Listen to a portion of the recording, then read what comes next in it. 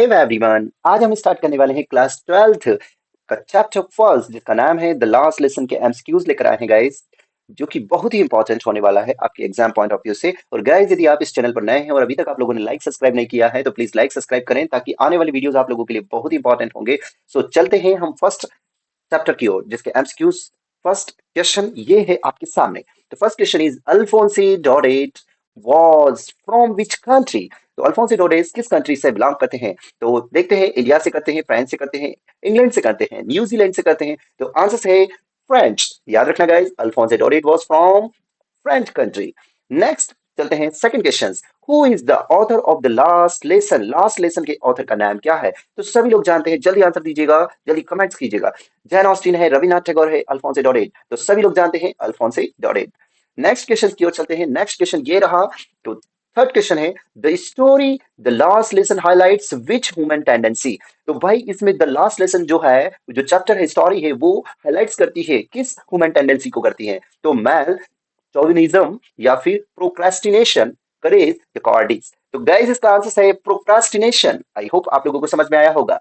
Next fourth question की बात करते हैं। What were the thing being taken from granted by the people of अल्सेस। तो आई होप यहाँ पर what were the thing being taken from granted कहाँ से लिया गया है? तो टीचर्स ऑफ द स्कूल से, टाइम एंड स्कूल से, पीपल अराउंड, या मनी एंड पावर। तो गाइस इसका आंसर है टाइम एंड स्कूल से लिया गया है। किससे लिया गया है? टाइम एंड स्कूल से। नेक्स्ट क्वेश्चन की बात करते हैं, question number fifth. What does the last lesson symbolise? जो लास्ट लेसन है वो किसको सिंबलाइज करता है? लॉज को करता है, लॉज ऑफ फ्रीडम को करता है, लॉज ऑफ लैंग्वेज को करता है। तो यू नो एनीबडी, आप लोगों को सभी को पता है कि laws of language and freedom, यानी इसका आंसर है fourth, laws of language and freedom. Next बात करते हैं, नेक्स्ट क्वेश्चन की ओर चलते हैं। What does the last lesson signify? जो अंतिम पाठ क्या दर्शाता है? तो change of power, change of government, change in life, change of teacher. तो गाइस सभी लोग जानता है change in life. Okay, I hope आप लोगों को समझ में आया होगा। नेक्स्ट क्वेश्चन की ओर चलते हैं, question number seven. What do the marching soldiers under the Windows represent? जो खिलाड़ियों के नीचे मार्च करते सैनिक क्या शो करते हैं, क्या दर्शाते हैं?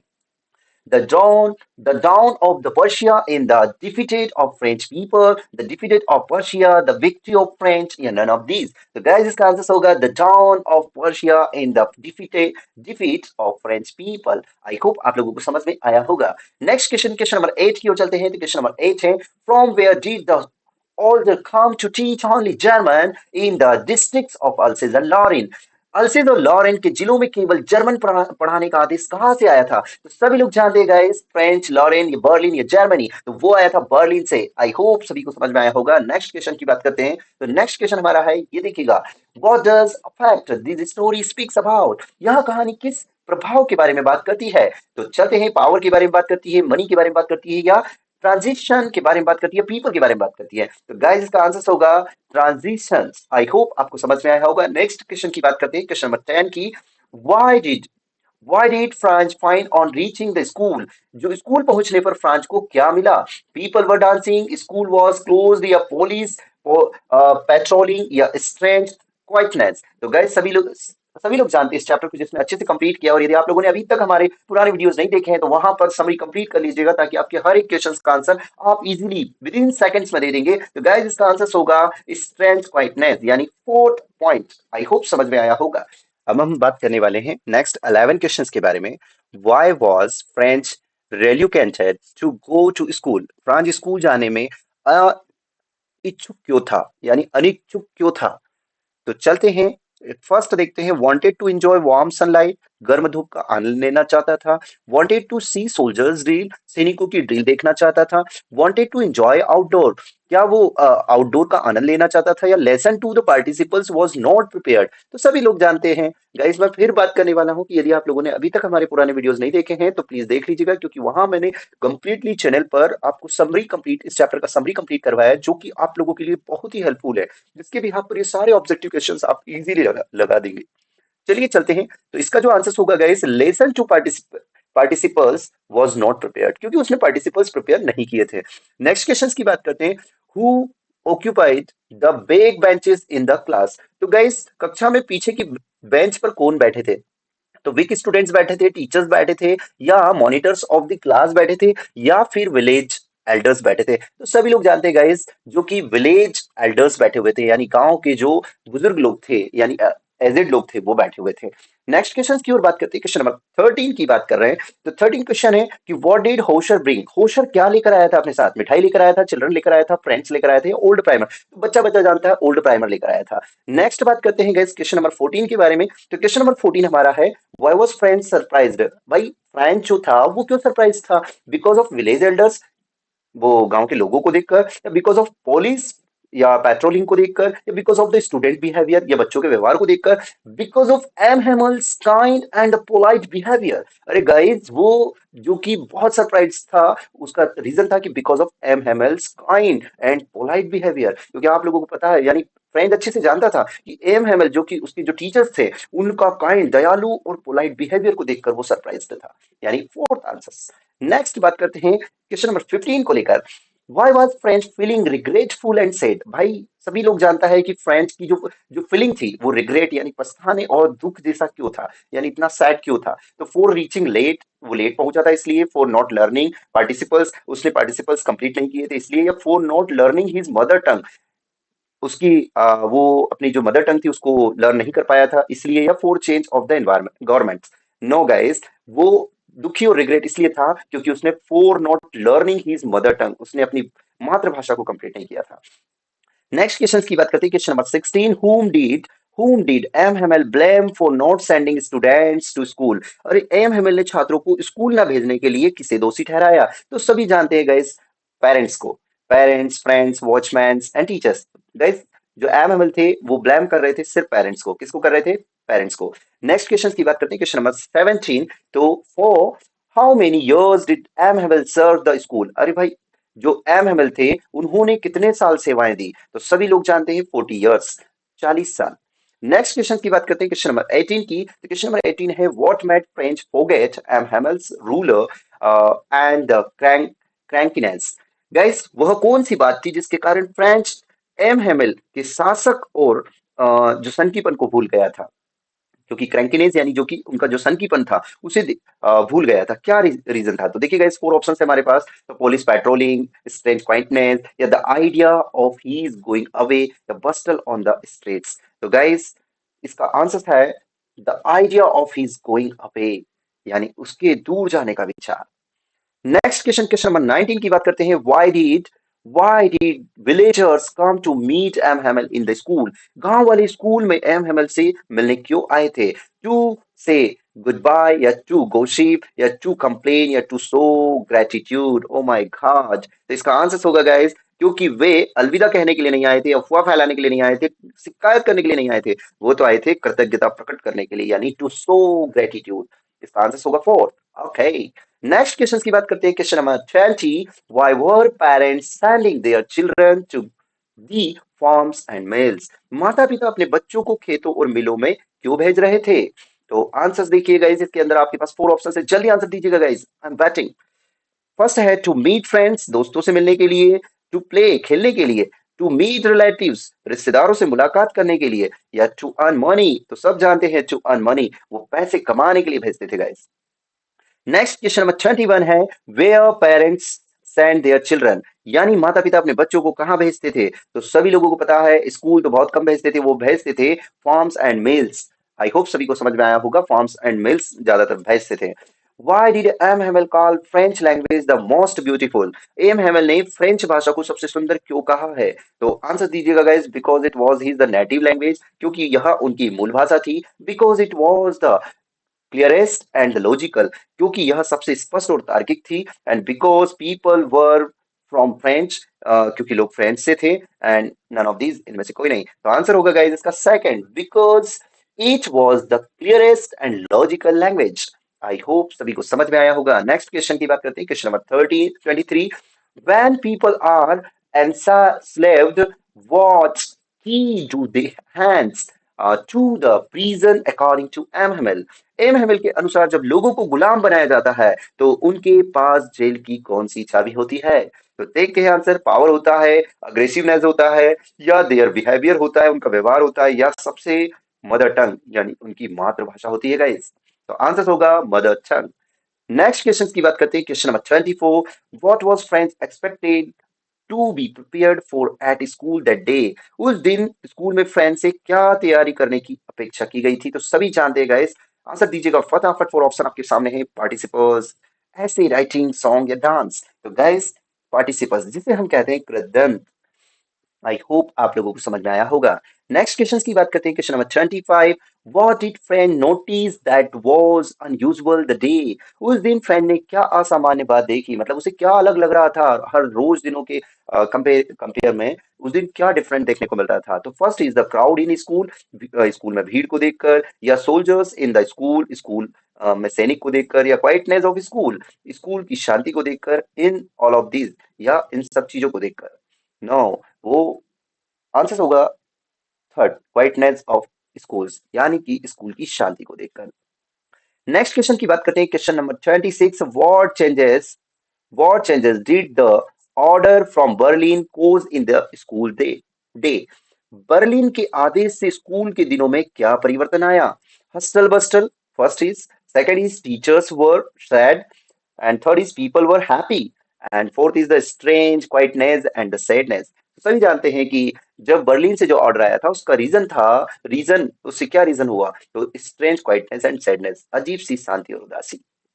Fourth answer. Next question number 27 की बात कर लेते हैं। What had been put up on the bulletin board that day? उस दिन बुलेटिन बोर्ड पर क्या लिखा था? The teach only German, speak only English, teach only French and bustle on the streets. Oh my God, इसका answer होगा teach only German. अरे भाई, सभी को पता है कि अपनी जो नेटिव लैंग्वेज होता है उसको छोड़ दिया जाए, अपनी मदर टंग को छोड़ दिया जाए और दूसरी भाषा को पढ़ाया जाए। तो आई होप जो कि यहाँ पर जो बोर्ड बुलेटिन बोर्ड पर नोटिस लगा हुआ था, केवल जर्मन भाषा ही सिखाई जाएगी, पढ़ाई जाएगी, यानी first answers. Next question number 28 के बारे में बात करते हैं। What made French and the people realise about the preciousness of their mother tongue? French और लोगों को अपनी मातृभाषा की बहुमूल्यता का एहसास कैसे हुआ? देखते हैं, फोर ऑप्शंस आपके सामने, आंसर दीजिएगा गाइस। फर्स्ट है एम हेमल्स वर्ड्स, क्या एम हेमल के शब्द, स्कूल प्रिंसिपल विद्यालय प्राचार्य, या सडन ऑर्डर फ्रॉम बर्लिन, जो अचानक बर्लिन से आए आदेश, या स्कूल ऑर्डर्स, स्कूल के आदेश? तो सभी जानते हैं गाइस कि भाई यहाँ पर जो फ्रेंच और लोगों को अपनी मातृभाषा की बहुमूल्यता का एहसास कब हुआ? कि जब सडन ऑर्डर फ्रॉम बर्लिन, यानी कि बर्लिन से अचानक आदेश का आना। नेक्स्ट बात करते हैं, question number 29। What change French feeling about M Hamel and school? M Hamel और स्कूल के बारे में फ्रेंच की भावनाओं में क्या बदलाव आया?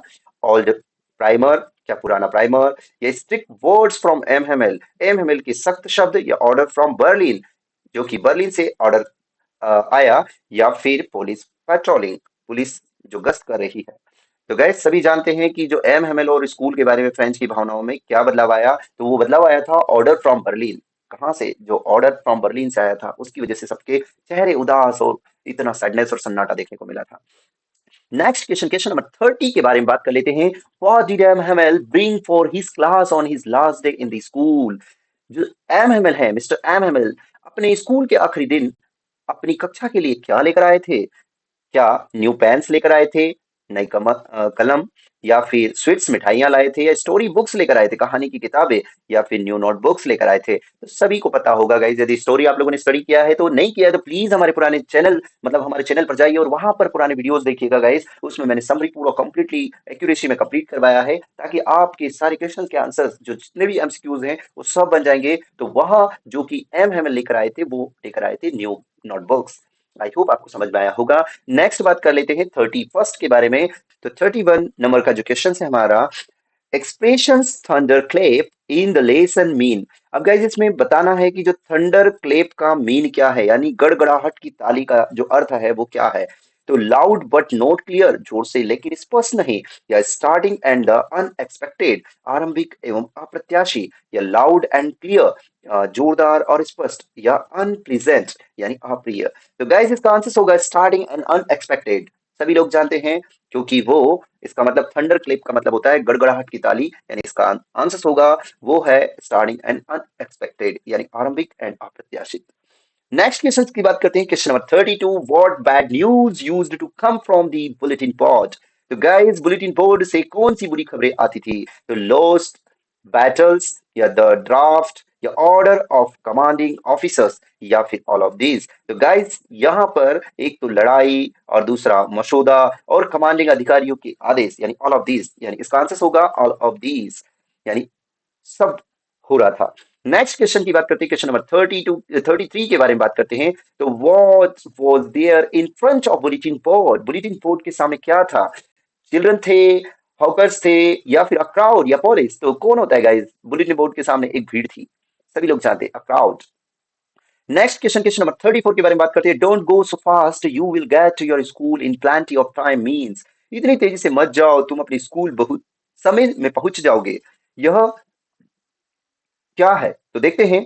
गेटिंग लेट यानी देर हो रही है, वेरी अर्ली बहुत जल्दी है, या नॉट अर्ली नहीं जल्दी नहीं है, या अर्ली इनफ काफी जल्दी है। तो गाइस इसका मीन है कि बहुत ज्यादा जल्दी हो रही थी, मतलब जो अर्ली मतलब जल्दी, इनफ पर्याप्त है, काफी जल्दी। तो आंसर होगा 4। नेक्स्ट क्वेश्चन, क्वेश्चन नंबर 35 की बात कर लेते हैं। तो the last lesson story was written, guys ये जो स्टोरी है द लास्ट लेसन, वो इन विच ईयर, किस ईयर में कंप्लीट की गई है? तो 1869 टू 1870 में की गई है क्या? नो। 1870 टू 71 आई होप इसके अंदर की गई है। 1870, 1872 या 1870 टू 1873? नो नो, यानी जो कंप्लीट की गई है वो की गई है 1870 टू 1871। याद रखना guys, the last lesson story जो कि कहानी किस वर्ष लिखी गई थी? तो वो 1870 से 71 के में। Next question, question number 36, what does the expression in great rate of scolding mean, यानी in great rate scold of scolding का मतलब क्या होता है? डांट से बहुत डरना, इस अभिव्यक्ति का क्या अर्थ है? तो to be happy about it, to be the indifferent, very badly scared of scolding, या नन ऑफ दीज। तो गाइस इसका मीन है डांट यानी very badly scared of scolding, यानी डांट से बहुत डर लगता है। याद रखना गाइस, इसका जो दे रखा है इन ग्रेट ड्रीड ऑफ स्कोल्डिंग का अर्थ है, स्कोल्डिंग मतलब होता है डांटना। तो आई होप यहाँ देख पा रहे होंगे, स्कोल्डिंग ऑलरेडी इसमें मेंशन है, तो very badly scared of scolding, यानी डांट से बहुत डर लगता है। तो इसका आंसर होगा third. Next question, question number 37 के बारे में बात कर लेते हैं। 37 है, which language would the student study from next day, अगले दिन से छात्र कौन सी भाषा पढ़ेंगे? तो गाइज आप लोगों को सभी को पता है, इंग्लिश तो पढ़ेंगे नहीं, डच भी नहीं पढ़ेंगे, एंड स्पेनिश भी नहीं पढ़ेंगे, वो पढ़ेंगे जर्मन, यानी फोर्थ आंसर।